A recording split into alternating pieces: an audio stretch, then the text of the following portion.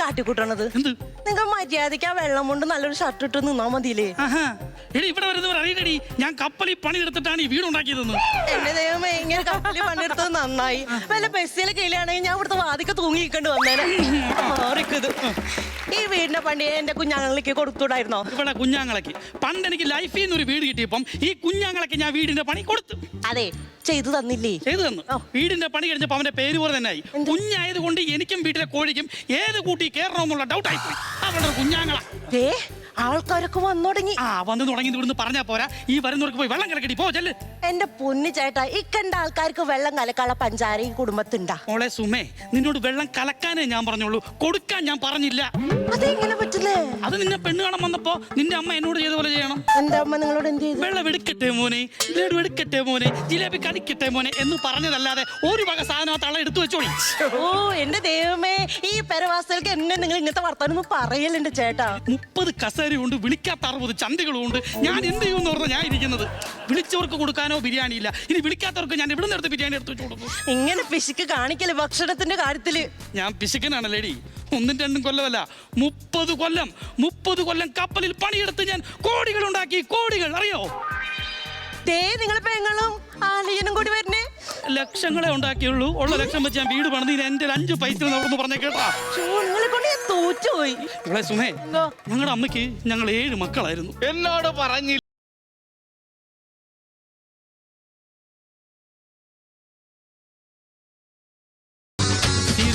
നീ അകത്തേക്ക് ഇരിപ്പോ, ഞാൻ അവനോട് പറഞ്ഞോളാം. ഞങ്ങൾ ചെറുപ്പത്തിലെ ഞങ്ങളുടെ അമ്മയ്ക്ക് 7 മക്കളായിരുന്നു. അതല്ല, ഈ വീടിന്റെ പാല് കാച്ചന്റെ കാര്യം എന്നോട് പറഞ്ഞില്ല. പറയാ നീ ആരാടാ? നീ ആരാ? ഇപ്പൊ അങ്ങനായ എന്നാ കേട്ടോ, ഞാനാണ് ഈ വീട് പണിത കോൺട്രാക്ടർ. ആണോ? അതിന് മാറ്റമൊന്നുമില്ലല്ലോ. ആണല്ലോ, ഒരു മാറ്റവും ഇല്ലല്ലോ. എന്നെ ഒന്ന് കോൺടാക്ട് ചെയ്യാറുന്നല്ലോ. നിനക്ക് എന്നെ ഒന്ന് കോൺടാക്ട് ചെയ്യാൻ പറ്റില്ല. നിന്റെ നമ്പർ എന്റെ ഇല്ലല്ലോ. ഓ, അപ്പൊ നമ്പർ ഉണ്ടെങ്കിൽ മാത്രമേ കോൺടാക്ട് ചെയ്യാൻ പറ്റുള്ളൂ. എടാ, നീ 24 മണിക്കൂറും വെള്ളത്തിലല്ലേ? കാര്യമാണോ പറഞ്ഞത്? നീ കപ്പലല്ലേ പണി?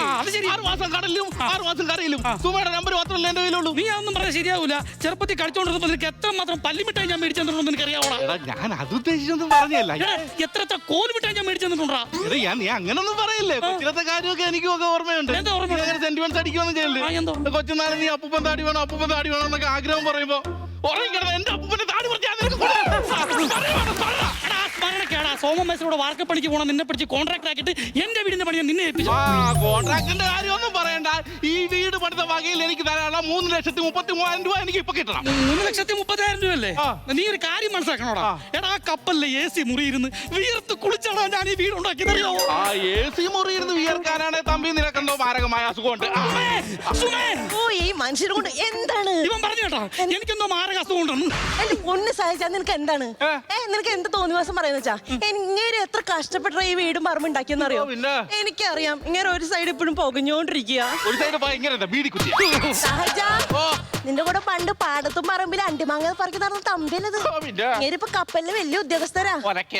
അതെ, എന്തൊക്കെ ധീര കാര്യങ്ങൾ ചെയ്തിട്ടുള്ള ട്രോഫി വാങ്ങിയ മനുഷ്യനാന്നറിയോ? അതൊക്കെ കപ്പലിൽ വെച്ചേക്കാ അല്ലേ? നിനക്ക് കേക്കണം, ഒരു ദിവസം എന്റെ ചേട്ടൻ കപ്പലിന്റെ സിറ്റ് ഔട്ടിൽ ഇരിക്കായിരുന്നു. അപ്പൊ ദേണ്ടാവിന് വലിയൊരു തിരമാലക്കപ്പൊ വലിയൊരു തിമിങ്ങല വന്ന് കപ്പലിക്ക് ഒറ്റ വീഴ്ച. ചേട്ടൻ സിറ്റൗട്ടിൽ നിന്ന് പത്രം വായിക്കായിരുന്നല്ലോ. ആ പത്രം അണ്ട് കീറി കളഞ്ഞിട്ട് അവിടെ ഇരിക്കണ വെട്ടുവാളോ വടികത്തി എന്താന്ന് അറിഞ്ഞൂടാ. അതെടുത്ത് ആ തിമിങ്ങലത്തിന്റെ പിഷ്കും പിഷ്കും കാണിട്ട് ഒരു ഒറ്റ വെട്ട്. എന്നിട്ട് മീൻകറി വെച്ച് അന്ന് കപ്പയുടെ കൂടെ മീൻകറി കൂട്ടിയിട്ടാണ് കള്ളും കൂടി കൊടുത്തത്. എന്തോ വിദ്യാഭ്യാസമുണ്ട്? ഞാൻ PG വരെ പഠിച്ചിട്ടുണ്ട്. സമ്മതിച്ചിരിക്കുന്നറിയാ. ഇത്ര വിദ്യാഭ്യാസമുള്ള എന്നെ കള്ളക്കഥ പറഞ്ഞ് പറ്റിക്കാൻ നിന്നെ കൊണ്ടേ പറ്റുന്നു. കള്ളക്കഥയൊന്നല്ല ചേട്ടാ. അന്ന് പറഞ്ഞ മറ്റേ കഥ ഞാൻ പറയട്ടെ. ഞാൻ പറയും. ചേട്ടാ സഹായിച്ചാ, ഇതുപോലെ വേറൊരു ദിവസം ചേട്ടൻ കപ്പലിന്റെ സീറ്റായിട്ട് ഇന്ന് പത്രം വായിക്കായിരുന്നു. ഞാൻ ചെറിയൊരു സംശയം ചോദിച്ചോട്ടെ.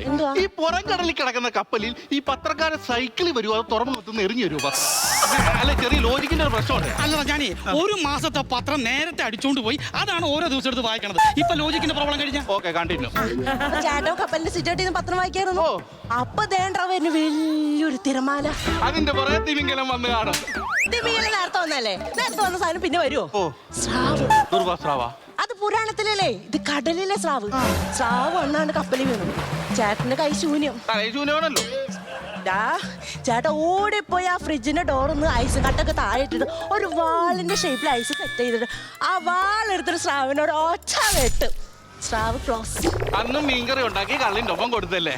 എങ്ങനെ മനസ്സിലായി? തമ്പിയുടെ അല്ലേ കഥ? തമ്പി ആദ്യ രാത്രി ഒരു മൂട് കിട്ടാൻ വേണ്ടി വെറുതെ പറഞ്ഞു. അളിയാ KSRTC ഒരു ജോലി ഒഴിവുണ്ട് പോകുന്നടാ. എന്ത് ജോലിയാടാ? ഈ ബ്രേക്ക് ഡൗൺ ആയി കിടക്കുന്ന KSRTC ബസ് തള്ളി ഷെഡി കയറ്റണം. അതല്ലാടാ ഇത്. നിങ്ങളെ കടലിന്റെ കഥ കേൾക്കാനല്ലേ വന്നാൽ എന്റെ പൈസ 3,33,000 രൂപ എപ്പോ കിട്ടും? എടാ നീ ചോദിക്കുമ്പോ എടുത്തു തരാൻ എന്റെ വേണ്ടേ? ഇനി എന്ത് ഞാൻ കടം മേടിച്ചിട്ടാണ് ഈ വീട് പണി പൂർത്തിയാക്കിയത്? നിന്നോട് ഞാൻ എത്ര മുറി പണിയാനാ പറഞ്ഞത്? 3 ബെഡ്റൂം. എന്നിട്ട് എത്ര പണിതു? 2 അല്ല നിങ്ങൾ രണ്ടുപേരല്ലേ ഇവിടെ താമസിക്കുന്നത്? അത് ശരിയാ. കാര്യം ഞങ്ങൾ രണ്ടുപേരേ ഉള്ളൂ. ഒരു മുറിയിൽ ഇവള് കിടന്നാൽ ഇപ്പുറത്തെ മുറിയിൽ ഞാൻ കിടക്കും. ഇനി ഞങ്ങൾക്കുണ്ടാകുന്ന കുഞ്ഞുങ്ങൾ അവിടെ കിടക്കും. നിങ്ങൾ രണ്ടുപേരും 2 മുറിയിലാണ് കിടക്കുന്നത്. കൊച്ചിന് വേണ്ടി വേറെ എന്തിനാ മുറി?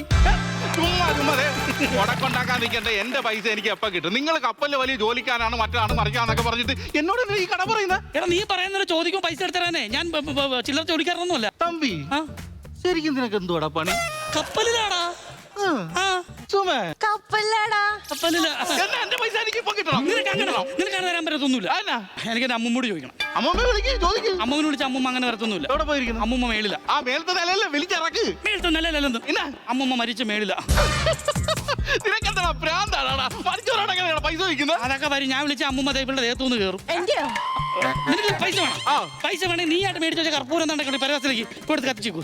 ചെന്ന് പൂജ കൊടുത്താണ്. ഞാൻ ഇവിടെ ആവാഹിക്കട്ടെ. നീ ഒന്ന് എന്തോ മനുഷ്യ ആൾക്കാരെ കാണുന്നു. നീ അമ്മൂമ്മയായിട്ട് ഒന്ന് അഭിനയിക്കോ? എനിക്ക് അഭിനയിക്കാൻ അറിഞ്ഞൂടാ. നീയല്ലേ പറഞ്ഞ പണ്ട് സ്കൂളിൽ നിന്ന് അമ്മൂമ്മയായിട്ട് ഫസ്റ്റ് പ്രൈസ് കിട്ടിയെന്നൊക്കെ പറഞ്ഞു. ആ LKG പഠിക്കുമ്പോ ഫസ്റ്റ് പ്രൈസ് കിട്ടിയിട്ടുണ്ട് അമ്മൂമ്മ. ആരാ നിനക്ക് ഫസ്റ്റ് പ്രൈസ് തന്ന ജഡ്ജ്? കണ്ടിരുന്ന ഞാൻ കടലയും മുക്കി കുന്താനെ. നീ ഓവറാക്കാതെ ഒന്ന് ചെയ്ത് തന്നാ മതി. അങ്ങോട്ട് വളരെയധികം ഭക്തി നിരപരമായിട്ട് നിൽക്കണം കേട്ടോ. അമ്മൂമ്മ വരുമ്പോ അറിയാലോ. എന്റെ അമ്മൂമ്മയെ വേഗം വായോ. അയ്യോ മച്ചന് മേളിരുന്ന് അങ്ങോട്ട് തൂരിയപ്പോഴത്തേക്കും പാറ്റയും പല്ലിയും മണ്ണാക്കി കയറി ചത്തുപോയ എന്റെ അമ്മൂമ്മയെ ഓടി വായോ, വേഗം വായോ.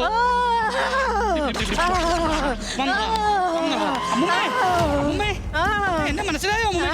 കൊച്ചുമോനെ നീ എന്തിനാ പാല് കാച്ചലിന് വിളിച്ചില്ല എന്ന് വിചാരിച്ചിരിക്കായിരുന്നു. മനസ്സിലായോ?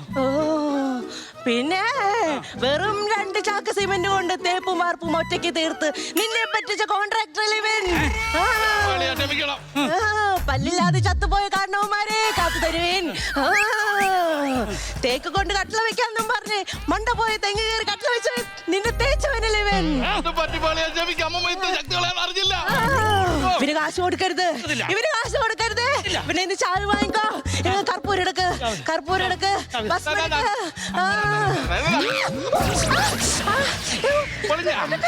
അമ്മൂമ്മ പുറത്തു വന്നാ ഭാര്യയും ഭർത്താവിന്റെ നാടകം പൊളിഞ്ഞ എന്റെ പൈസ ശ്രദ്ധ. പിന്നെ തീയുള്ള സാധനം കൈ വെച്ചിട്ട് ഡയലോഗും പറയുന്ന ആടും വേണം. കലാബോധം വേണം. കത്തി കൊണ്ട് കുത്താൻ വന്നിരുന്നെങ്കില കുത്തുകൊണ്ട് ഇവിടെ മറന്നു നടക്കത്തില്ല. ഇതാണ് പറയാ ശ്രദ്ധ സാധനമില്ല. എങ്ങനെ ഞാൻ പൈസ ഒപ്പിച്ചു കൊടുക്കുന്ന പറയുന്നത്? ഒരു മനുഷ്യനല്ലേ? ഈ ശ്രദ്ധയില്ലാതെ ഞാൻ എങ്ങനെ കൊടുക്കും? നിങ്ങൾ ആലോചിച്ച് നോക്ക്.